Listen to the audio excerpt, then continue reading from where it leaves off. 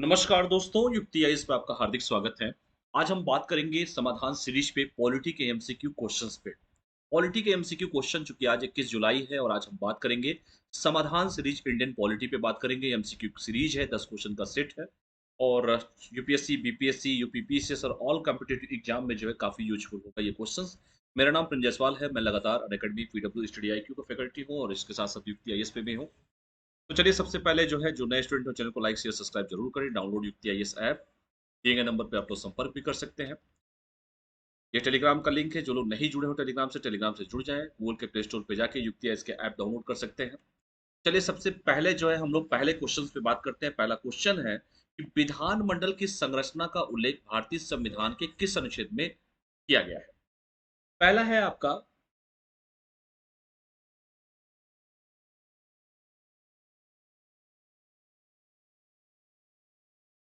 पहला आपका है अनुच्छेद 239 क, दूसरा है अनुच्छेद 239 ख, तीसरा है 239 घ और चौथा है 239 ट। चार ऑप्शन है और एक ही ऑप्शन सही है। तो विधानमंडल की संरचना का उल्लेख जो है भारतीय संविधान के किस अनुच्छेद में किया गया है, तो इसका सही जवाब है ऑप्शन ए, अनुच्छेद 239 क में किया गया है। जिन लोगों ने ऑप्शन ए लगाया होगा उनका बिल्कुल ही सही होगा। इसका सही जवाब है ऑप्शन ए, 239 क जो है इसका सही जवाब है। आइए इसकी व्याख्या पे हम लोग बात करते हैं क्यों है। तो विधानमंडल की संरचना का उल्लेख भारतीय संविधान के अनुच्छेद 239 क को मूल रूप से 14वें संविधान संशोधन अधिनियम 1962 के द्वारा लाया गया था। इसके साथ ही साथ इसका उद्देश्य क्या था कि संसद को केंद्र शासित प्रदेशों के लिए विधायिका का गठन करने में इसे सक्षम बनाना था। ठीक है। संसद किससे मिलकर बना होता है? संसद तीन चीजों से मिलकर बना होता है, लोकसभा, राज्यसभा और राष्ट्रपति। ये तीनों लोग जब मिलते हैं तो संसद का निर्माण होता है। कोई भी विधेयक होता है या तो वो राज्यसभा में आएगा, उसके बाद लोकसभा में आएगा, दोनों पे बहस होती है और फाइनल किसके पास अप्रूवल के लिए जाता है? राष्ट्रपति के पास। और राष्ट्रपति जैसे अपना सिग्नेचर कर देंगे उसके बाद वो कानून का रूप धारण कर लेता है। इस कानून का परिणाम यह है कि संघ राज्य क्षेत्र शासन अधिनियम 1963 में एक सामान्य संशोधन के माध्यम से ही केंद्र शासित प्रदेशों में 50% से अधिक मनोनीत सदस्यों के साथ विधायिका का गठन किया जाने लगा है। तो इसका सही जवाब था ऑप्शन ए। जिन लोगों ने ऑप्शन ए लगाया होगा उनका बिल्कुल ही सही होगा। दूसरे प्रश्न पे हम लोग बात करते हैं, निम्नलिखित में से किस अनुच्छेद के तहत राज्यसभा के सदस्यों का मनोनयन का प्रावधान किया गया है? पहला है अनुच्छेद 71, दूसरा अनुच्छेद 75, तीसरा अनुच्छेद 80, चौथा अनुच्छेद 85। क्या इसका सही जवाब है? इसका सही जवाब है अनुच्छेद 80। जिन लोगों ने ऑप्शन सी लगाएगा उनका बिल्कुल ही सही होगा, क्योंकि राज्यसभा उच्च सदन होता है, लोकसभा निम्न सदन होता है। उच्च सदन होता है, लोकसभा निम्न सदन होता है। क्या होता है? निम्न सदन होता है, याद रखिएगा। कमेंट करके बताइएगा कि राष्ट्रपति के चुनाव में कौन कौन लोग भाग लेते हैं। राष्ट्रपति के चुनाव में निर्वाचित लेते हैं कि मनोनीत लेते हैं कि दोनों लेते हैं? कमेंट करके बताइएगा। चुनाव में कौन कौन भाग लेता है? भाग लेता है, कमेंट करके मुझे आप लोग जरूर बताइएगा। थोड़ा सा मेहनत आप लोग भी कीजिए। तो अनुच्छेद 80 जो है राज्यसभा के सदस्यों का मनोनयन का प्रावधान किया गया है। तो राज्यसभा के सदस्यों के लिए मनोनयन का जो प्रावधान है भारतीय संविधान के अनुच्छेद 80 के तहत किया गया है, परंतु इस अनुच्छेद के तहत उन क्षेत्रों को निर्दिष्ट किया गया है जिनसे जुड़े लोगों को ही राज्यसभा के सदस्य के रूप में मनोनीत किया जा सकता है। संविधान सभा की पहली बैठक 9 दिसंबर 1946 को हुई थी, लेकिन यह 1950 तक केंद्रीय विधान मंडल के रूप में कार्य किया। फिर इसने अंतरिम संसद के रूप में परिवर्तित कर दिया गया और संविधान के अनुच्छेद 80 में राज्यसभा के सदस्यों की अधिकतम संख्या 250 निर्धारित की गई है, लेकिन वर्तमान में इसके सदस्यों की संख्या 245 है। ठीक है। तो 245 का मतलब 232 प्लस 12, 12 जो सदस्य होते हैं वो राष्ट्रपति के द्वारा मनोनीत होते हैं। मनोनीत होते किसके द्वारा? राष्ट्रपति के द्वारा मनोनीत होते हैं। लेकिन राष्ट्रपति के चुनाव में ये मनोनीत सदस्य जो होते हैं वो वोट नहीं देते हैं, क्योंकि राष्ट्रपति के चुनाव में सिर्फ और सिर्फ निर्वाचित सदस्य वोट देते हैं, चाहे वो लोकसभा के हो, चाहे वो राज्यसभा के हो, चाहे वो विधानसभा के हो, चाहे वो दिल्ली के हो, यूटी के अगर बात किया जाए तो वो लोग वोट देते हैं। इस बात को जानिए आप लोग। तीसरा प्रश्न है कि असम राज्य को विशेष राज्य का, स्पेशल राज्य का दर्जा निम्नलिखित में से किस वर्ष दिया प्राप्त हुआ था? पहला 1969, 1971, 1972, 1975। इसका सही जवाब है ऑप्शन है 1969 में असम राज्य को विशेष राज्य का दर्जा दिया गया था। तो जिन लोगों ने ऑप्शन ए लगाया होगा उनका बिल्कुल ही सही होगा। जम्मू कश्मीर, असम और नागालैंड को 1969 में विशेष राज्य का स्पेशल राज्य का दर्जा दिया गया था। अभी तक 11 राज्य को विशेष राज्य का दर्जा दिया गया है, जैसे असम है, नागालैंड है, अरुणाचल प्रदेश है, मणिपुर है, मेघालय है, मिजोरम है, सिक्किम है, त्रिपुरा है, हिमाचल प्रदेश है, उत्तराखंड है। इन राज्यों में ये शामिल है। इसके साथ साथ विशेष राज्य का दर्जा उस राज्य को दिया जाता है जिन राज्यों का बुनियादी ढांचे का अभाव, आर्थिक रूप से भी पिछड़े और विकास के मामले में भी राज्य पिछड़े हों, तो वैसे राज्यों को विशेष राज्य का दर्जा प्रदान किया जाता है। विशेष राज्य का दर्जा प्राप्त राज्यों को केंद्रीय सहयोग के तहत प्रदान की गई राशि में 90% अनुदान और 10% ऋण होता है। इसके साथ साथ अन्य राज्यों को केंद्रीय सहयोग के तहत 70% ऋण राशि के रूप में और 30% अनुदान राशि के रूप में मिलता है। तो इसको जान लीजिए विशेष राज्य का क्या फायदा होता है। ठीक है, चलिए अगले प्रश्न पर हम लोग बात करते हैं, चौथे प्रश्न पे।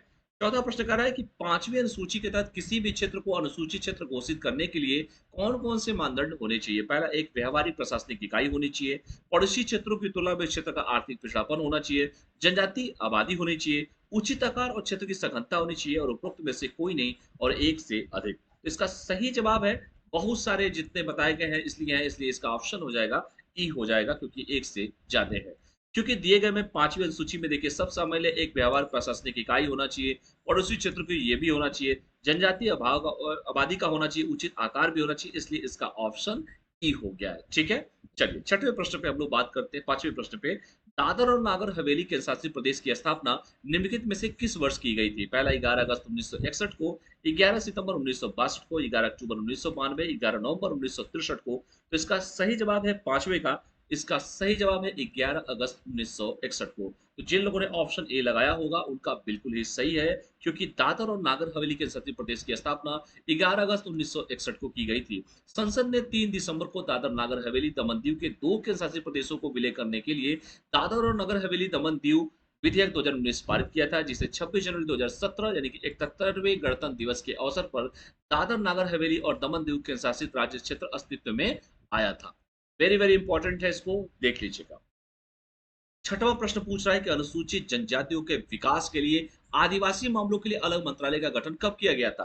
पहला, 1995, 1998, 1999 और 2000। इसका सही जवाब है 1999। जिस साल कारगिल की लड़ाई हुई थी उसी साल जो है आदिवासी मामलों के लिए अलग मंत्रालय का भी गठन किया गया था, याद कर सकते हैं। तो छठवें का सी है। तो अनुसूचित जनजातियों के लिए विकास पर अधिक ध्यान केंद्रित करने के लिए अक्टूबर 1999 में आदिवासी मामलों का मंत्रालय नामक एक अलग मंत्रालय का गठन किया गया था। सामाजिक न्याय और सशक्तिकरण के मंत्रालय से अलग बनाया गया मंत्रालय अनुसूचित जनजातियों के विकास के लिए सर्वव्यापक नीति नियोजन समन्वय के लिए एक केंद्र मंत्रालय है। 2011 की जनगणना के अनुसार अनुसूचित जनजातियों की आबादी वाला 42.02 मुख्य रूप से कामगार थे, जिनमें से 54.50% किसान और 32.69% कृषि श्रमिक थे। कमेंट करके बताइए कौन सा ऐसा राज्य है जहां पर एसटी की संख्या सबसे ज्यादा है, सबसे ज्यादा, और कौन सा ऐसा राज्य है जहां पर एससी यानी कि शेड्यूल कास्ट की संख्या सबसे ज्यादा है। कमेंट करके मुझे आप सभी लोग बताइएगा, लगातार इससे प्रश्न पूछे जाते हैं। सातवां प्रश्न पूछ रहा है कि जम्मू कश्मीर और लद्दाख को किस राज्य पुनर्गठन अधिनियम के तहत केंद्र शासित प्रदेश बनाया गया है। आप सभी जानते हैं कि जम्मू कश्मीर और लद्दाख केंद्र शासित प्रदेश हैं और जम्मू कश्मीर का तो खुद का विधानसभा है। तो पहला है कि राज्य पुनर्गठन अधिनियम 2000, राज्य पुनर्गठन अधिनियम 2018, 2019, 2020। क्या है इसका सही जवाब। तो इसका सही जवाब है राज्य पुनर्गठन अधिनियम 2019, यानी ऑप्शन सी जिन्होंने लगाएगा उनका बिल्कुल सही जवाब है।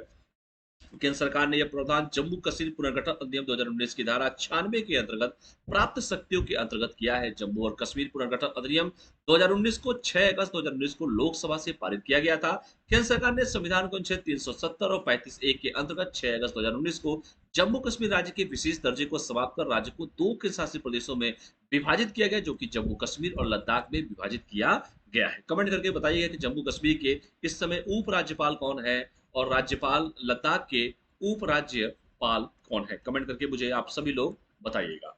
अगला प्रश्न है हमारा है आठवां प्रश्न। संसद द्वारा आपातकाल की घोषणा का अनुमोदन निम्नलिखित में से कितनी अवधि के अंतराल में होना चाहिए। पहला, 1 माह, 3 माह, 6 माह और 9 माह। इसका सही जवाब है 30 दिन कहिए या 1 माह कहिए। ऑप्शन ए जो है वो बिल्कुल ही सही जवाब है। इसलिए इसका आंसर संसद के दोनों सदनों के द्वारा, दोनों सदन का मतलब यहाँ पर यह है कि लोकसभा और राज्यसभा के द्वारा आपातकाल की उद्घोषणा जारी होने के 1 माह के अंदर अनुमोदित होना आवश्यक है। प्रारंभ में संशोधन अनुमोदन के लिए दी गई समय सीमा 2 महीने थी, लेकिन 1978 व 44वें संशोधन अधिनियम के द्वारा इसे घटा दिया गया। यदि आपातकाल की घोषणा ऐसे समय होती है जब लोकसभा का विघटन हो गया हो अथवा लोकसभा का विघटन 1 महीने के समय में बिना घोषणा के अनुमोदन हो गया हो, तो ऐसी स्थिति में आपातकाल की घोषणा लोकसभा के पुनर्गठन के बाद पहली बैठक से 30 दिनों तक जारी रहेगी। जबकि इसी बीच अगर राज्यसभा द्वारा आपातकाल का अनुमोदन कर दिया गया है, यदि संसद के दोनों सदनों से आपातकाल का अनुमोदन हो गया हो, तो आपातकाल 6 महीने तक जारी रहेगी और प्रत्येक 6 महीने में संसद के अनुमोदन से इसके अनंत काल तक बढ़ाया जा सकता है। ये भी आप सभी को जानना चाहिए। 9वां प्रश्न कह रहा है कि मेघालय, मेघालय सभी लोग जानते हैं, मेघधन आलय, बादलों का आलय मतलब घर। मेघालय निम्नलिखित में से किन क्षेत्रों में गारो जनजातियां पाई जाती हैं? खासी पहाड़ी जिला, चकमा जिला, हिल्स जिला, मारा जिला। इसका सही जवाब है सी, ऑप्शन सी, हिल्स जिला। जिन लोगों ने सी लगाएगा बिल्कुल सही है। गारो जनजातियों के बारे में जान लीजिए कि गारो मुख्य रूप से दक्षिणी गारो हिल्स जिले में पाई जाती है। ये मूल रूप से तिब्बती बर्मी जाति के बोडो परिवार के होते हैं। ये जनजातियां असम और बांग्लादेश के मैदानी इलाकों में भी पाए जाते हैं और मेघालय की अन्य जनजातियों की तरह ये जनजातियां भी संपत्ति के उत्तराधिकार के मामले में मातृवंश का पालन करती हैं। मेघालय की जनजातियां मेघालय के निवासियों का प्रतिनिधित्व करती हैं, जो तलहटी के साथ साथ गारो हिल्स जयंतिया की पर्वत श्रृंखलाओं में निवास करते हैं और पूरे मेघालय राज्य में आदिवासी समुदायों का एक समूह भी है। तो ये भी आप सभी को जानना चाहिए। कमेंट करके बताइएगा मुझे कि मणिपुर, चूंकि अभी हिंसा हो रहा है मणिपुर में, तो मणिपुर के इस समय वर्तमान में सीएम कौन है और मणिपुर के वर्तमान में राज्यपाल कौन है? कमेंट करके मुझे जरूर बताइएगा। 10वां प्रश्न बट नॉट लिस्ट, निम्नलिखित में से कौन सा कथन असत्य है? क्या बात है, क्या बेहतरीन क्वेश्चन दिया गया है। कौन सा कथन असत्य पूछे, जब भी असत्य है तो ऐसे गोला कर लो। पहला है कि अंडमान और निकोबार द्वीप समूह को कोलकाता उच्च न्यायालय के अधिकारता क्षेत्र में आता है। दूसरा है दमन दीव मुंबई उच्च न्यायालय के अधिकारता क्षेत्र में आता है। लक्षद्वीप केरल न्यायालय के अधिकार क्षेत्र में आता है। पुदुचेरी केरल उच्च न्यायालय के अधिकार क्षेत्र में आता है। माय डियर, ये सही है, ये सही है, ये सही है, ये गलत है। ये कहां से आ जाएगा यार? पुदुचेरी कब से केरल में आ गया? इसलिए ऑप्शन डी जो है गलत है, बाकी सब सही है। क्योंकि पुदुचेरी जो होता है वो मद्रास उच्च न्यायालय के अधीन है, बाकी सब सही है। अंडमान कोलकाता है, दमन दीव मुंबई है, लक्षद्वीप केरल है, जबकि पुदुचेरी मद्रास उच्च न्यायालय के अधीन आता है। तो ये रहे आज के महत्वपूर्ण 10 क्वेश्चन। इस अच्छे से इस प्रश्न को करिए और मैं दावे के साथ कह रहा हूं कि जो मैराथन सीरीज जो दिया जा रहा है, जो समाधान सीरीज सॉरी दिया जा रहा है, उस क्वेश्चन को देखते चलिए। क्वेश्चन से और व्याख्या दोनों देखिए, जो मैं बोलता हूं वो देखिए और जो क्वेश्चन पूछता हूं उसका जरूर आप लोग कमेंट बॉक्स में कमेंट कीजिए। आप देखिए, आपका सिलेक्शन आपके पास होगा, आपके हाथ में होगा। तो बने रहिए युक्ति आईएएस के साथ, ए वे टू सक्सेस। और चैनल को सब्सक्राइब कीजिए, अधिक से अधिक लोगों को शेयर कीजिए, अपने दोस्तों को बताइए। चलिए टेलीग्राम से जुड़िए। बहुत बहुत धन्यवाद, फिर मिलते हैं नेक्स्ट वीडियो में। Thank you all of you.